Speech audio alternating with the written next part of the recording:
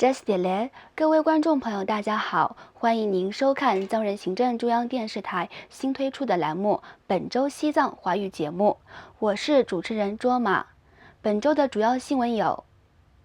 西藏精神领袖达赖喇嘛尊者为印度国会支持西藏小组负责人香塔库马先生撰写的《被红色笼罩着的喜马拉雅》一书揭幕。藏人行政中央司政为主的噶夏内阁觐见达赖喇嘛尊者。藏人行政中央外交与新闻部在达兰萨拉西藏博物馆举办了回顾文革展览活动。藏人行政中央驻布鲁塞尔办事处代表扎西平佐先生会见法国参议院支持西藏小组主席麦克兰森先生。藏人行政中央司政洛桑桑格访问英国伦敦威斯敏斯特大学和参访英国下议院。英国卫报发表藏人行政中央司政洛桑桑格博士撰写的文章。藏人行政中央司政洛桑桑格博士接受英国国家广播公司 BBC 专访。下面请看详细内容。本周一，西藏精神领袖、世界和平导师达赖喇嘛尊者莅领达兰萨拉大乘法院，参加了他的挚友、印度国会支持西藏小组会议召集人香塔库马先生撰写的《被红色笼罩着的喜马拉雅》一书揭幕仪式。印度喜马歇尔邦政府100多名官员和地方行政部门成员、喜马歇尔邦前部长和西藏政要等参加。达赖喇嘛尊者在致辞时表示：“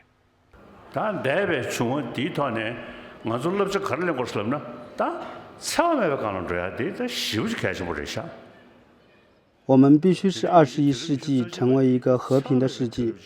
20世纪是一个极度破坏和战争的世纪。我们必须从过去的经验中取得教训，并以眼前和长远的眼光走向下一个千年。如果我们真心希望下一个千年更和平，人类更加和谐，我们必须从教导非暴力原則与和平解决冲突开始。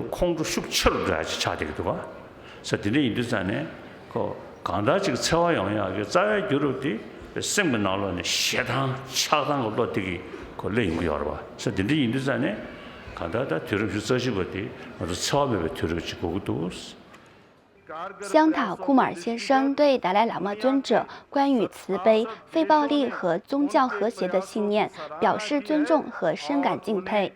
库马尔先生表示，尊者应该被授予印度国宝勋章，以表彰他对人类的无私奉献。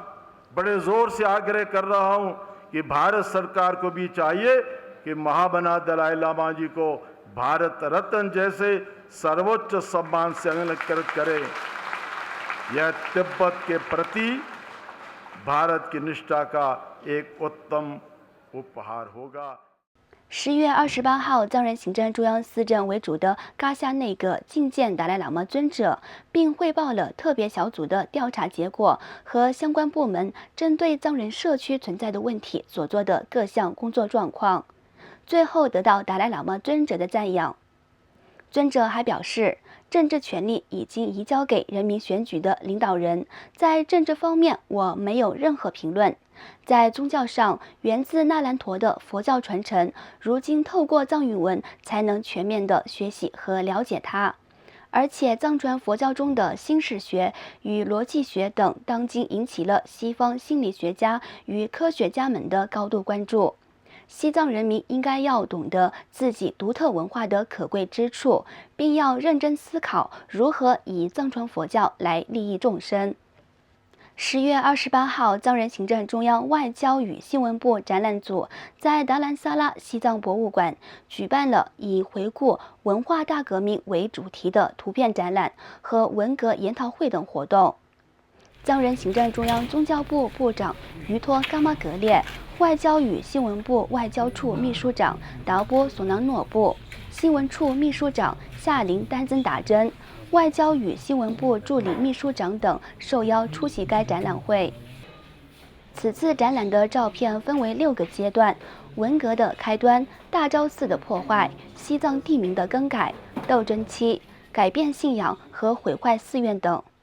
10月27号，藏人行政中央驻布鲁塞尔办事处代表扎西平措先生前往法国巴黎，与法国参议院支持西藏小组主席麦克兰森、秘书长蒂埃里·莫尼尔以及国会助理夏洛特·布劳等人进行了会晤。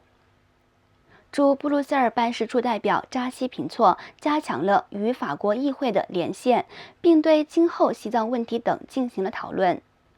法国参议院支持西藏小组成立于2000年，目前有22名成员，都是代表法国各政党下属部门成员。10月29号，藏人行政中央司政洛桑桑格访问英国伦敦威斯敏斯特大学，在参观校园后，向该校50多名研究政治和国际关系的研究生进行了演讲。司政在演讲中提到，流亡藏人民主制度和中间道路是解决西藏问题的重要路线。随后，司政洛桑桑格到访牛津大学莫顿学院，并参观了12世纪创办的图书馆。在莫顿学院进行的演讲中，司政的到来受到了很大的欢迎。此外，司政访问到了伦敦藏语文化学校，并向年轻的藏族儿童讲述了学习和保护自己语言文化的重要性。该学校是由英国伦敦西藏之家基金会主办。11月1号，藏人行政中央司政被英国下议院议长约翰·伯考邀请到下议院。会议开始前，下议院长向所有议员介绍了藏人行政中央司政洛桑桑格博士，并对司政访问议会表示热烈欢迎。司政在他的演讲致辞中提到，世界上最大的佛教学院拉荣五明佛学院被迫遭到破坏，还从该学院强迫驱逐数千名僧侣和尼姑。10月31号，英国卫报发表一篇由藏人行政中央司政洛桑桑格博士撰写的，题为《对英国的呼吁：与中国建立外交关系时，请不要忘记西藏问题》。该文章呼吁英国对中国保持更坚定的立场，与志同道合的其他国家一道维护其民主价值。11月1号，藏人行政中央司政洛桑桑格博士接受了英国国家广播公司 BBC 全球新闻主持人哈基姆的专访，谈到西藏境内的局势和中国当局目前在西藏色达拉荣五明佛学院大规模拆毁僧舍和驱逐僧尼的事件。But as a Tibetan, he is an amazing leader. We want the 15th Dalai Lama to come, and it is for the Tibetan people.To wish and pray that there be next Dalai Lama, and for sure. But he's very healthy. 司政还回答了记者有关第15世达赖喇嘛转世的问题。司政谈到，藏人祈愿有15世达赖喇嘛。司政还强调说，世界各国政府和领导人面对中国需要抗压力，应该继续同达赖喇嘛尊者会面，并从尊者那里吸取智慧。He should be welcomed by leaders around the world and to meet and gain some wisdom from him. 观众朋友，藏人行政中央电视台本周西藏节目就到此结束了，感谢您的收看，我们下周同一时间再会，晚安。